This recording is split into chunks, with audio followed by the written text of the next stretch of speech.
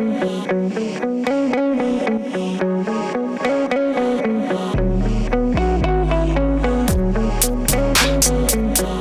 everyone. It's Ben from GrapplingInsider.com. Today, I am happy to be joined by one of the most exciting black belt competitors in the world. She is fresh off an ADCC West Coast Trials gold medal run, punching her ticket to the ADCC World Championships later this year. She's also scheduled to compete on the next Who's Number One card on May 10th against Emily Ferreira. Jasmine Rocha, thanks for joining me today, Jasmine. Nice, glad to be here. Super excited. Sweet. So let's get right into it. I really want to talk about your ADCC Trials run. It's still, as we speak, it's been a few weeks, but man, incredible run. If people don't know, like you beat, I think Trinity Pun, Tammy Musumeci, and then Alex Enriquez back to back to back. Tell me, like, what went right in that tournament for you? What was going right? Yeah, no, I've been to a lot of trials, I went to about 6 or 7 trials already before, and I've already been to like 3 finals. This one was really just like the one for me. I was like, like I'm not waiting 2 more years to punch this ticket. Like I gotta get this done now. And I really just like learned from all the mistakes from all the other trials and put it all together and just had this confidence in myself that I don't think I had in all these other trials. And I just wanted to go out there and I wanted to prove myself right. It wasn't about proving any of the haters wrong or anything like that. It was just about going out there and doing the everything that I knew I could do. And especially those last 3 matches, I had fought Trinity a couple years ago. We had a really tough fight. I had fought Tammy Musumeci. She beat me. The last time I had fought Alex, she had beat me as well. So it was really like I kept those receipts and I knew what I was coming to do. And I went out there and I submitted 2 out of those 3 and I got it done. Yeah, it was crazy. So with that background, I know you said you were really confident going in, but was there like pressure of like, this is my last chance before 2 more years? Like I just lost to Alex. Like, was that pressure inkling making its way into your mind at all? Uh, Sometimes, it's really hard to ignore those thoughts. They do come, but you have to know how to handle them and how to channel them the right way. There's definitely always a little bit of pressure, but once you get like such a good mindset into like understanding that you don't have to win, that your want to win is so much bigger than your have to, then that pressure just feel a lot of people really like put this pressure of like you have to win on themselves. It doesn't matter if you have to win or not. Do you want to win? And I wanted to win so bad that that's what happened. There's nobody out there who wanted to win more than me, and that shows. That's interesting you bring up having versus needing. Your background, like history of coming so close at trials. Do you think that helped you a little bit of like, I know what it's like to get second place, life goes on. I know what it's like to get third place, life goes on. Did that Yeah, help you exactly. at all Yeah, that going? definitely helps because like I've been there a ton of times. Been to finals 3 times in front of all these people. That pressure. There was no pressure there. It was just like I've already been here. I know what this is like. I know what I'm gonna feel. I was already used to that environment. And then the only difference was I just had to pull the trigger. And that was it. The whole time my dad was like, "You just gotta pull the trigger. If you pull the trigger, you're gonna win. That's it." I went out there and I pulled the trigger and I got it done. I got it done in an incredible fashion. For But sure. I was really happy to just get it done. I don't care if I won by a decision or by a sub, but I got it done. That's all that matters. Punch my ticket to the big show. For sure. And yeah, I would say you definitely pulled the trigger, especially in that finals match, getting the sub against Alex Enriquez. What went differently in that match compared to your match at East Coast Trials against her? My East Coast Trials match, I felt like I was a little more passive, like that I respected her game too much. Something that I always, tell myself like before I go to fights, like don't respect, don't like, respect when you shake hands, respect when the match's done, but during the match, it's you or me. Like you can't respect someone too much or you fall into like playing a passivity game, and I feel like that's what I did that last time that we fought. We had fought already now, I think like 4 times me and her have fought within the past 2 years, and last one was the first time that she beat me. And it was just based off of my passivity, honestly. And this event, I was just like, no, all pedal to the metal and foot on the gas, and that's it. That's what I brought to her, and she wasn't ready for that. For sure. It was fun. One of the coolest moments of that match was less than a minute left, maybe less than 2 minutes left. You're looking at the cameras on her back, giving the peace sign, smiling. Tell me what was going through your head in that exact moment. Yeah, no, like, as soon as I got her back, I knew it was done, and the funny thing was, like, the whole event, like, leading up to the event, I have been working, like, so much on, like, my back takes, and I had to root, like, triangles and arm bars.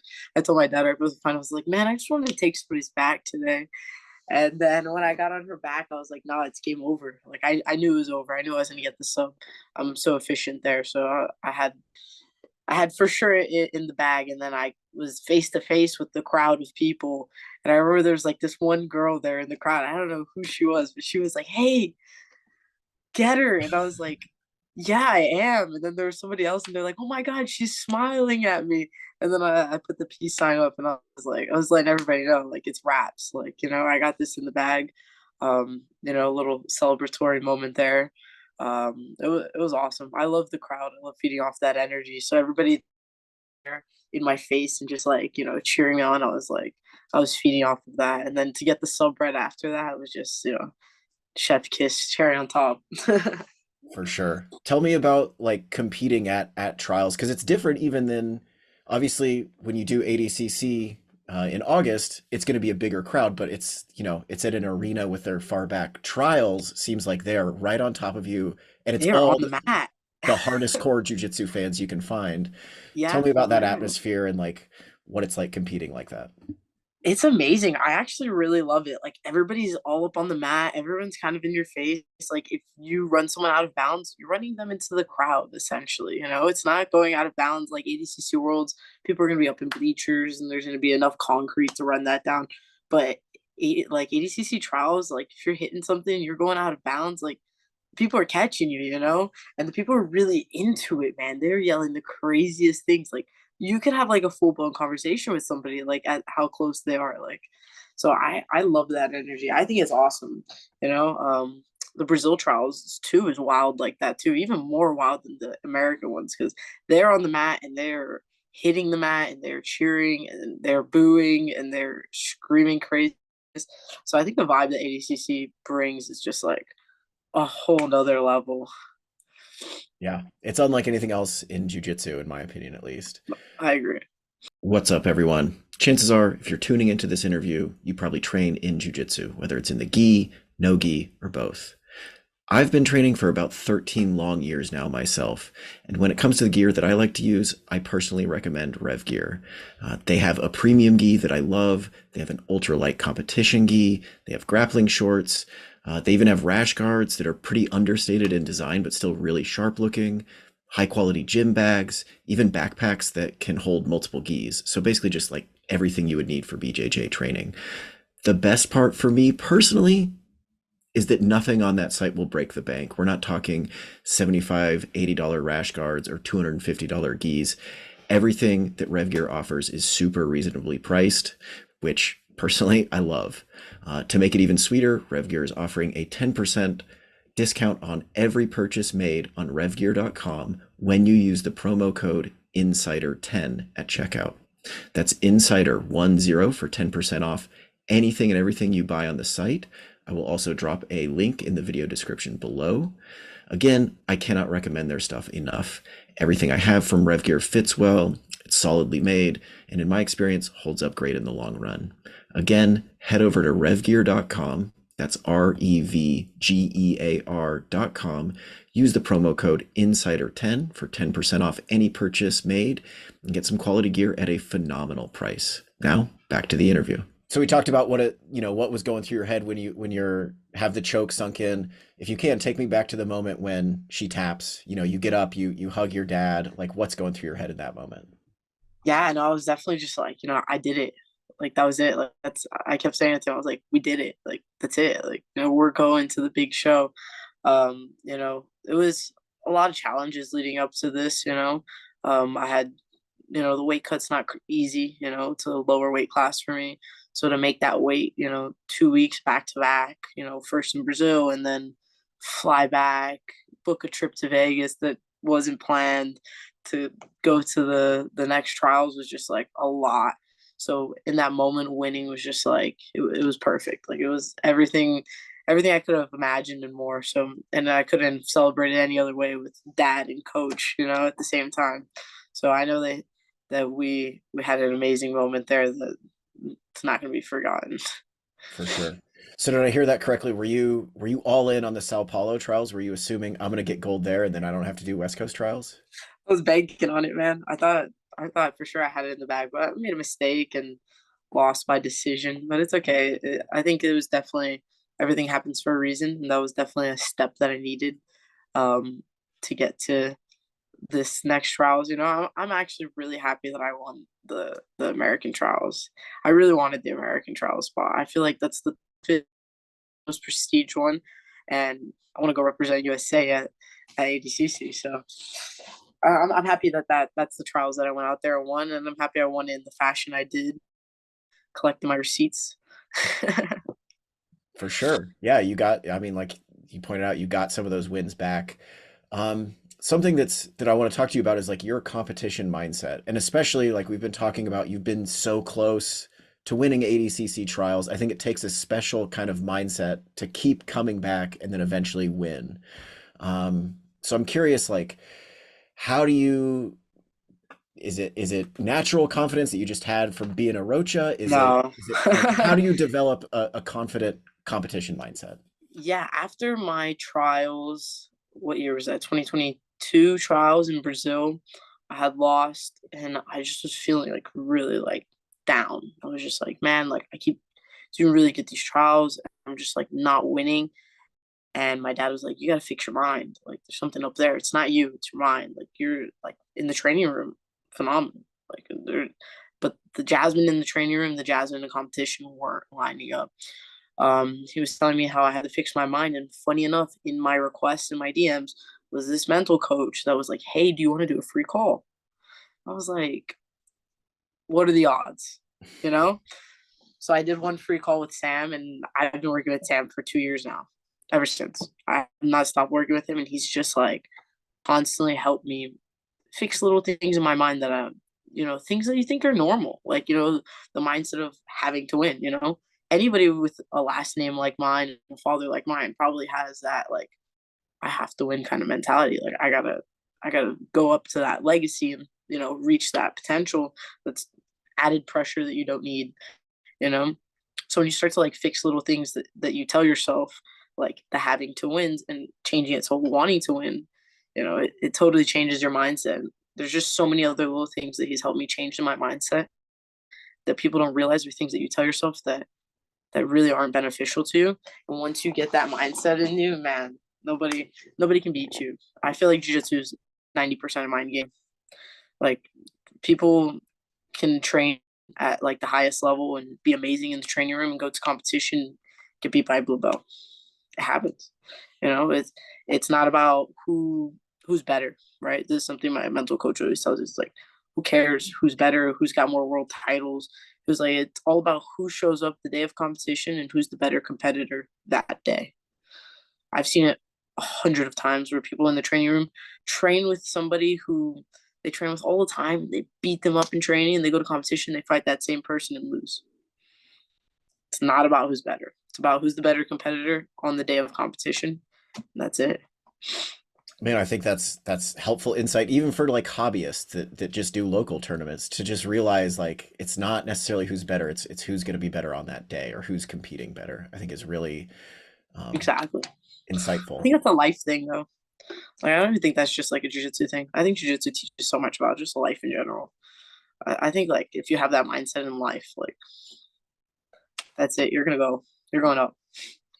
I'm curious if you can pinpoint a particular competition or a match where it's like it clicked for you of like now my mind is 100% and I'm competing as well as I train in the training room. Um, I feel like I've had a couple of moments where it's clicked, but I think really the first time it clicked was the first competition I did after being working with Sam. I went to do the North American trials, the West Coast, the one that I got second place at.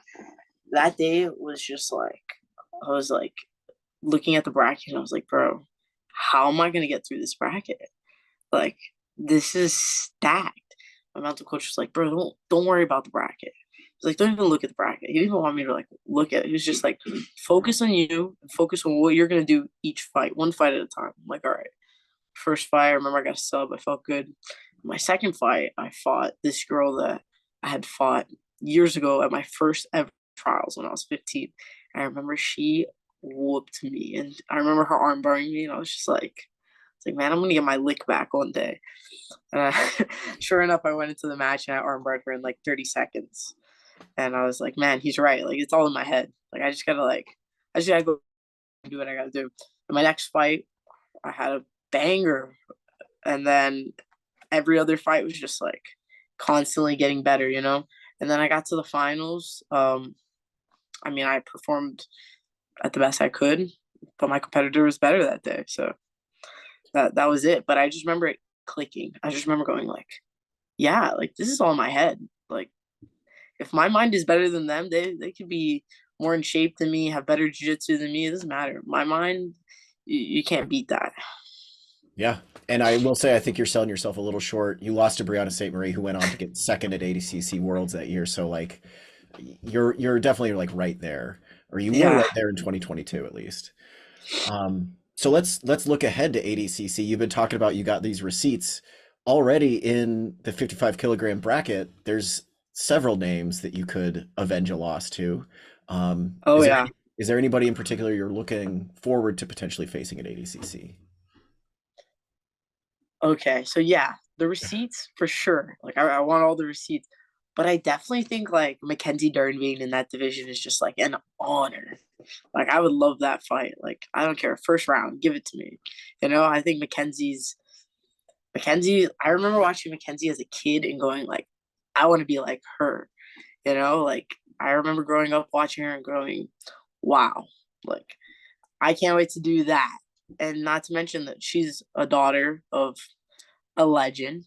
And I remember growing up, like I used to have that pressure, that weight on my chest. Like I gotta perform to the ability, you know. And I remember just like hearing the story that back in the old days, it used to be that's Megaton's daughter. Nowadays, that's Mackenzie Dern's dad, you know. So the perspective changes a little bit when you look at it like that. And she sets a great example, and I think she's an amazing jiu-jitsu athlete, and she's done so much in the UFC now too. And that's an amazing fight that I would love to look forward to. It'd be an awesome scrap. Um, Obviously my receipts, I'd like to get all those back. Uh, there's a good amount in that division, so whatever fight happens there, I think is just going to be an amazing fight. Whether it's a rematch between maybe me and Ffion, I know everybody wants to see that one. I I want that one too. You know, whether it's another rematch between me and Maisa, maybe that'd be cool. Or maybe a new match. You know, me and maybe Margot, or maybe even I think Adele probably win the trials, so probably Adele too. So I think no matter what happens at ADCC 2024, the 55 kilo division first rounds are bangers. Like there's no way. Every matchup's just going to be absolute fireworks. Bianca Basilio would be another amazing matchup. We haven't fought, but I feel like we both have very like explosive styles, and I think that would be another fight everybody would love to see. For sure. Anybody who anybody who's in front of me is gonna have a hard day. Yeah, I mean, any of those matchups you named, I think those are all like who's number one title match level of matches. I Um, agree. since you said it, I'm curious, like let's say you go out and win ADCC 2024, is it then you're no longer Vagner Rocha's daughter? He's now Jasmine Rocha's dad. Is like does that shift Listen, if you can win ADCC? I tell him all the time, I'm like, listen, your day's coming, man. We mess with each other a lot. I get it. The amount of times I get people come up to me and go, "Are you Vagner Rocha's daughter?" I'm just like, "Are you serious? Like, are you serious?" And I tell them like, "Wait, your day's coming, Dad. Like, your day's coming real soon." And I think after ADCC, his day's coming. Love it. Love it. It'd be awesome if we both go out there and go win. That'd be historic. It's already historic that we're both in it, but I think just getting getting gold each would be even better. Yeah, it's pretty cool. Not to get too far off track, but like your brother is also somebody who could in the near future be competing at ADCC. next year. Is there a possibility of the three Rochas at the same ADCC World Championship? Hey, I think that would be awesome. That'd be phenomenal. We just gotta see how the old man's holding up in 2 years from now. But I think he'll be fine. I feel like he gets better and better with age. I don't even know how to explain it. Like he just gets like significantly better. I'm like, how are you getting better and older? uh, my brother, man, he's crazy. He's amazing. People don't realize he's only 17. 2 years from now, be 19, 19 at ADCC. I have no doubts next year he'll for sure punch his ticket to the big show. Um, he had an amazing scrap with El Monstro. I don't know if you got to see it, but match of like of the day at ADCC Trials, and that says a lot. Like there was a lot of amazing matches, and that just shows that he's at the level. He had a super fight with Andy Varela, beat Andy Varela too. He had a fire fight with J Rod a couple years ago, so he's just like there. I think he's just young, and once the maturity kicks in for him, it's game over for everybody. For sure. So you mentioned a potential rematch at ADCC with Ffion. She's kind of the one that I would imagine she kind of has a target on her back for everybody, but especially you, right? You have the history with who's number one. Tell me like how that match would go differently if you two meet at ADCC. Man, I think I respected her too much when I fought her at the who's number one. There was obviously a lot of pressure for that fight. Title fight in front of everybody, talk my shit. But I definitely think it's just going to be much different. I'm going to be much more aggressive. I also think with the weight class, it's going to be much different. She's going to be a little bit smaller, so I think that's also going to play a big advantage into this. And it's ADCC rules, so it's going to be very hard for her to be able to score on me. Um, I think it's going to be an amazing fight. I think everybody's gonna want to see that. Everyone lives in my comment section like we're gonna get the Ffion Rocha rematch. I'm like, oh yes, we will. So that's gonna be an amazing fight that I look forward to. Yeah, I mean, you kind of say you talked your shit, but like I also think you brought a lot of attention to that match. You got a lot of flack too. I'm curious, it's been a while now. It's been, I don't know how long it's been since that match, but you got a lot of flack for she's gonna get me with a basic knee cut. And then, the match happened. Like, what is your response now? Are you still getting shit for that? Like, how do you feel about, like, would you have Oh done yeah, anything oh differently? yeah, I'm still getting shit for that. I mean, haters are gonna hate, but it doesn't really matter to me. My job when I sign a contract, especially like who's number one fight, a lot of people think it's just to go out there and win a fight. It's not. When you sign a contract for a fight like that, your job is to perform and to bring eyes. I did that. I brought. I don't think there's ever been a who's number one women's match anybody's watched more than mine and Fion's, and that speaks volume. Um, I definitely do still get a lot of hate and feedback from the whole basic knee cut, but like, who cares? You know, like it doesn't really matter. Like that's her best move. I just literally called her out on her best move. That's it. Like if I didn't say anything, nobody would have watched. You know, so it doesn't really matter what the haters are saying on the internet. Haters are still fans at the end of the day. They still pay-per-view and watch. It's true. And I will say, my 2 cents is that you were talking like somebody who expected to win, and there's nothing wrong with that. You expected to beat her, and I don't think you weren't calling her bad, you weren't putting her down. You were just saying, I expect to win, and I personally don't think there's anything wrong with that. Yeah. The internet takes everything such the wrong way. People act like I spoke on like her family or spoke about her character. I literally just said like I'm the challenger, you're the champ. I feel like the champ is a little comfortable. The challenger's got some fire. And that's it. People didn't like it. A lot of people did like it though. But it doesn't really matter because everybody stayed to watch. It's true. Yeah, it's true. Well, I would be pretty fired up for a potential rematch at ADCC, as well as all those other matches. You do have a who's number one match coming up against Emily Ferreira, formerly Emily Fernandez. Tell me about that match. Like, what does she do well? What do you got to look out for? What are you excited about in this match? Yeah, me and Emily have been like almost fighting since like we were kids. I mean, like since like 10 years old, I remember her always seeing her name like close to a division of mine, or like always seeing her around. And we've never fought. Like, I mean, I've seen her since, I gotta say, like orange belt. And we have gone up through all the belts and have never fought before, which is crazy to me. Um, I think that this is definitely going to be a banger of a fight. Uh, but I don't think Emily has the level of nogi that I have, or even the submission level that I have. I'm good everywhere, top, bottom. It doesn't matter, I think Emily's got an amazing close guard, and that's about it. So if if that's all she has, she's got one card, and it's a pretty easy card to deal. So I'm not stressing too much the fight. I think it's gonna be cake work. For sure. Do you prepare specifically for specific opponents, or is it just kind of whatever comes? Yeah, no, I do. I study a lot. I watch a lot of my opponents. But majority of my studying is focusing on not their game, but focusing on what part of my game is going to work really good on them. So a lot of people focus on like what not to do with their opponent. Like, hey, they're really good, don't go here. I don't like to focus too much on that. I like to focus on like, hey, I'm good here. They like this position. I'm going to play this. So it's more strategy into my game than playing towards their game. Yeah, that makes sense. Um, I guess what are your, plans? You got obviously ADCC. I have to assume that's kind of your main focus. In the lead up to that, are you planning on taking, like, you see competitors that take a lot of matches to prepare for that? You see some competitors basically take the whole year off. What's your approach? So I'm a really active competitor. So I'm pretty active. I mean, last year I feel like I competed like twice every month. So this year's already been much slower for me. I've only competed a handful of times.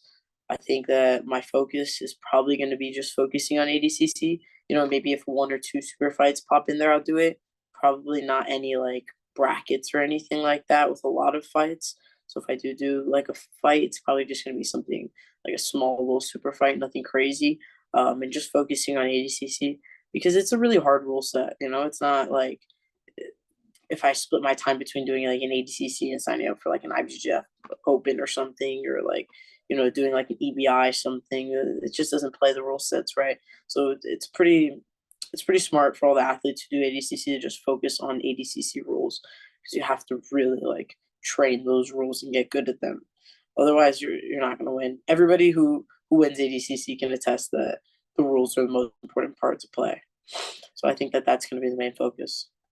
I'm glad you brought that up. I was watching some of your West Coast Trials matches, and I'm not going to say you played to the rules. That's not what you did, but you were very aware of, how to change once points are involved, things like that. And I know you competed at a ton of ADCC Opens in addition to trials. Tell me how much that like experience makes a difference under that rule set. Man, those ADCC Opens are amazing. People are not taking advantage of those things. Like, I had so many matches throughout the year at these ADCC Opens. There was one ADCC Open I was there till like midnight. I swear to God. Like, I had one fight at midnight, and I had like 8 fights that day. Like, that's more than a trials day. That's crazy experience. Maybe the level's not as high, but it's still good to be able to practice the rules, or maybe even see something that you're like, oh, I didn't know that. Like, I learned a bunch of things doing these different ADCC Opens, and yeah, I definitely did play some rules at the trials. Um, I've always had this like mindset that I just had to like submit everybody, and obviously that is the goal. But sometimes realistically, at the black belt level, 6 minutes isn't enough to submit someone. You know, you're not gonna realistically submit a Tammy Musamaki in 6 minutes. Um, so I played some rules with her, and I knew that she's a card player, and I knew I'd be able to take her down once points started. So I definitely played to the rules there and was smart with it. A couple other matches, that I made sure when points started, my game changed a little bit, and I think that's very important because some competitors get so blindsided by the submission that they don't focus on the winning part. In a super fight, totally different. Focus on the submission. That's your job. There's not really any playing to the rules there.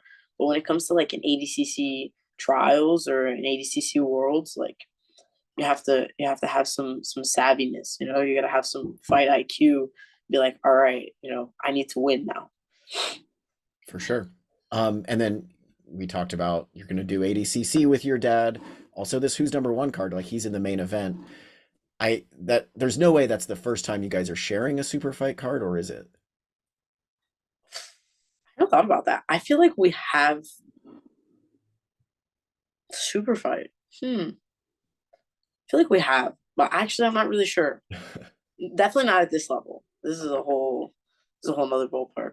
But I know we've definitely done like tournaments on the same day and things like that. But actually, now that I think about it, I don't think any super fights that we've been. Maybe like a fight to win, possibly, but nothing at this level. He's going to be the main card versus Galley, so that's going to be awesome. My brother's going to be on the undercard now, so that's going to be awesome as well. And I'm going to be in there fighting Emily as well. So it's definitely a nice family affair. It'd be awesome to go 3-0 and call it a day and go eat some brisket in Texas. What is what do you like about competing either at the same tournament or in this case the same card? And is there ever any part of you that's like, I just wish all the attention were on me for this one? Like, why do I have to share the spotlight with dad? Nah, I love it. I love sharing it with the family. It's awesome. I love being with the family. Um, whether if it was just me competing, we'd all be there. If it was just my dad competing, we'd all be there.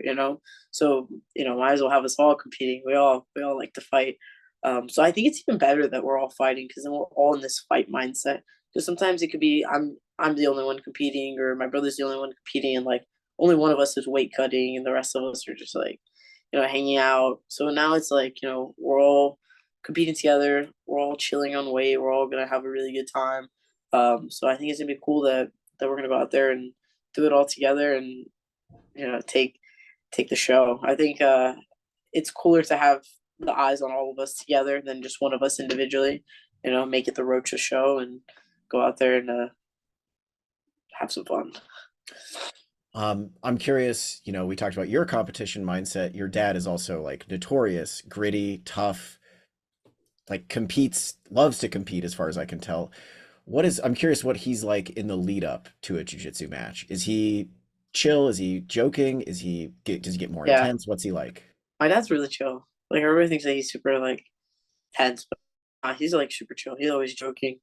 Like our family's always joking. So our family's not really a super serious family. When it comes down to shaking hands and fighting on the mat, it's different. In that moment you're fighting competitor Jasmine, but when it's just me or it's just my dad, we're all very we have a lot of fun. Like we're always doing something and having a good time. It's always fun to be with the family. He doesn't get too serious, honestly. I believe it. I know, I completely believe it. And then, like, growing up a Rocha with your dad being who he is, doing jujitsu all throughout your childhood. Um, I guess, like, what did you ever feel like stepping away from jujitsu? Did you ever feel like there was too much pressure? What kept you in jujitsu all this time?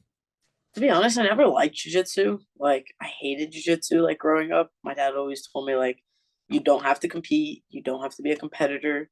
You just have to train. Like he was like, you have to know how to defend yourself. You have to build mental toughness. You have to have the discipline. He was like, I don't care what you do with your life. You don't have to be a jujitsu athlete. You just have to do jujitsu. And I was like, okay. So basically, he gave me like you could be a hobbyist. I don't care. Um, but then the more I kept training, and then I went to school for a majority of my years. I became homeschooled towards the end of it, but I just kept like realizing like I don't really like anything else. Like and then towards like 13, 14, I started realizing I was like, yo, like I like this. Like this is fun. And by the time I was like my sophomore year of high school, I was like, why am I in school? Like I need to go homeschool. I need to train all day. Like and that's what I started doing. And then I just realized like I like this. Like this is it. And then with more years of like doing adult competitions, by the time I was like 18, 19, getting my black belt, I was just like, all right, I love this. Like this is what I want to do. I never really felt any pressure of like, oh, if you don't succeed, like I never really felt any of that. Especially because like we own a gym. I love being in the gym. So like even if I didn't want to be a competitor, I could have worked at the gym. I love teaching. I love working with people. So all the jiu-jitsu lifestyle was made for me. I couldn't imagine myself doing anything else.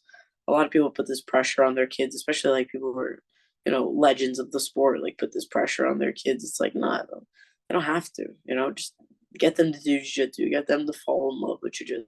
And that's it. If they fall in love with jiu-jitsu, the rest will work itself out.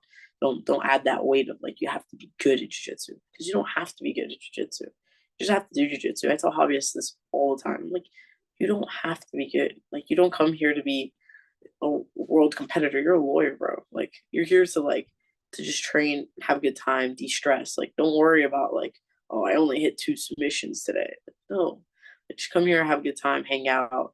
And I think that's what jiu-jitsu is about. Like, once people start putting that pressure on themselves, you're not gonna like it. You kind of just answered this question, but there's probably a lot of people watching this interview who are parents that have kids that they want to do jujitsu. I have an eight month old who I hope he does jujitsu. What would be like tips, for parent? I don't want to pressure him and then he hates it, but like I want him to do jujitsu. What would be your advice? You have to like explain it. Like, jiu-jitsu is like school. You have to go to school. Even if you don't like school, you have to go to school. You don't have to be in straight A student or honor roll kid. You don't have to put that pressure on them, but they have to go to school. That's what jiu-jitsu is. Jiu-jitsu is life, like, you have to figure out things when you're being choked and frustrated. Like, you gotta push through it, you gotta persevere, you gotta get past those mental battles and keep pushing. I think jiu-jitsu teaches a lot of that. And it's just very important for you to get them to realize that jiu-jitsu is a part of their life, but they don't have to be amazing at it. They don't. There's no expectation, and I feel like that's where things go wrong with parents and kids in jiu-jitsu. There's so much expectation nowadays with kids in jiu-jitsu. Like, kids have Instagrams at 6 years old, and like they're like posting about how they're Naga belt champions and things like that, which is cool, like awesome. But at the same time, it's like you're putting this expectation on your kid. Like little Timmy at 10 years old, the second he loses, he's not going to be happy anymore, because there's that expectation that he always had to win. If you give them no expectation, you just tell them like, hey, you just have to train like 2 to 3 times a week. That's it. Go have fun at jiu-jitsu. Like, once you do that and you take the leash off them and you let them like go have their fun, they're gonna end up loving it. And obviously there's gonna be days where they're gonna be like, today was hard, I don't like it. Like, you have to help them realize like that's life. Life is gonna be hard some days, even if you don't like it, you still have to go do it. That's it. Once you get them to realize that there's expectations, and they'll start to love jujitsu. I love it. It's a beautiful perspective. Um, Couple more questions. I want to talk a little bit about technique. I know you like teaching, so hopefully you can give us some pointers. First of all, I want to talk about you use this at least twice at trials. I want to call it like this is Sparta kick, the sweep, Yeah. where your opponent kind of postures back and you just shove them in the chest and get on top for 2 points. I'm curious, is that a technique that you've drilled, or is it a Yeah, timing no, thing? I do this all the time in the gym. Like I roll with my dad like almost every training me and him train, and I'm always using this move on him. I think it's a really good move for like people that are leaning forward on you, or bigger. You need to create space. Like, this is like one of my most used moves, honestly. So I was really glad that I could show it and execute it at the trials. Um, I saw a video of Kynan Durante doing it. Actually, I don't know if you watched him fight at the karate combat. He hit this move. Mhm. Did you see it? Oh But yeah. he did it wrong. He hit the guy in the stomach. A lot of people focusing on like thinking it's like kicking in the stomach or kicking in the chest. You have to focus on like the two diagonal points, which are like the shoulders. So you want to try to push the shoulder back where they don't really have base. That's when they're going to fall back. So a lot of people think it's like you're just kicking them in the stomach or the chest, or people are saying I kicked the girl in the throat. But in reality, it's just about off balancing. You don't even have to bring your leg back. You could just have your foot on them, give them a nice little push. I mean, you could do the same thing with hand, but it's mainly for like when the person's like not really engaging in your guard, but they're still close enough to where like if you try to sit up to create some offense, they could even pass or create something to make your life hard. So this is just giving you that little bit of space to come up and create something. And a lot of the time, they're not really ready for it. Like, if you're not on your toes or you're not leaning forward right, you're not putting right weight, you'll fall. That's when I capitalize with like a knee pick and I follow to the back or I get the sweep. Yeah, but a lot of people think, oh, it's just a kick. Like, not really. Like, go try to just kick somebody in training. Let me know if you're gonna sweep them and take their back off of it. It doesn't always work like that. I see people do it all the time and like don't realize that there's actual technique behind it. Gilbert Burns did it in his fight with Kazmat. He got him off him. Same exact kick too. So you see it at a lot of high level, but it's a very low thing that people don't really realize. I think everybody realized just because I did it so much, and that because people were making so many memes out of it that they realized that I was doing it. But there's so many other people using it, and it's just a little thing that you don't even realize. Yeah, it definitely seems like you are catching your opponent at a moment where she thinks I'm going to take a little 1 second breather here. I'm going to back out of the guard just a little bit. I'm in no danger. It's fun to watch. I think it's super effective. Hey, Another technique that I want to ask you about, obviously you're skilled in all areas, passing, back, whatever. You have a crazy good closed guard, super aggressive. So tell me, like, obviously, we're not here. You can't like show me particular moves, hey, but like, what are your key points when you're attacking from closed guard? What are you thinking about?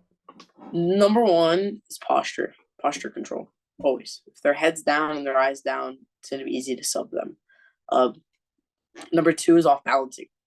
You always want to be trying to create some sort of imbalance in your partner to where they're not really having enough time to think about what you're doing. They're trying to think, how do I stay up? Where do I put my hands? And the second that their hands start touching the ground, that's when you start to create any sort of subs. I like to look for the overhooks to try to bring my legs up to triangle, or I'll even just start to climb my legs up to try to armbar a triangle. But it's mainly about those 3 points. If you can break posture, and create any sort of off balancing, once their hands start hitting the ground, that's when you'll start to be able to attack. But anytime the person's got their hands on you, it's gonna be really hard for you to start to attack them. And the worst is if they stand up. Once the person stands up in your closed guard, it becomes very hard for you to start to submit them upper body wise. It becomes very limited. So you're gonna have to start hunting for like legs and things like that, or even bring them down, because the only way they stand up is if their posture is good. So that's the number one thing: posture control and off balancing. Beautiful. I love it. All right. I think that was all I had for you today, Jasmine. Again, thank you so much for your time. I am really looking forward to your match at Who's Number One, and really looking forward to you at ADCC. It's going to be fun. Awesome. Thank you. No, love the interview, Ben. And just send me some clips whenever and we'll post them. Absolutely. Will do. Thanks again, Jasmine. Thank you. Have a great